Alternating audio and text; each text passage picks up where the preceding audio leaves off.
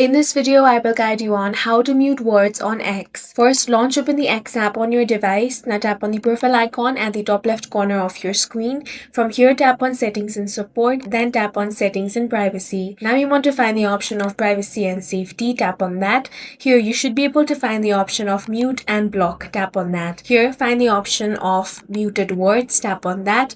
Then, tap on the plus icon at the bottom right corner of your screen.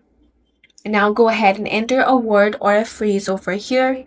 Once you have entered that, you want to tap on the save option. Before that, you have different options here such as mute from home, timeline, notifications, anyone. So you can simply adjust these settings over here. If you want this word to be muted forever, select forever option here, or you can select your custom time as well. Then tap on save. In this way, you can easily mute words on air. If you found this video useful, make sure to hit the like button and subscribe for more videos like this.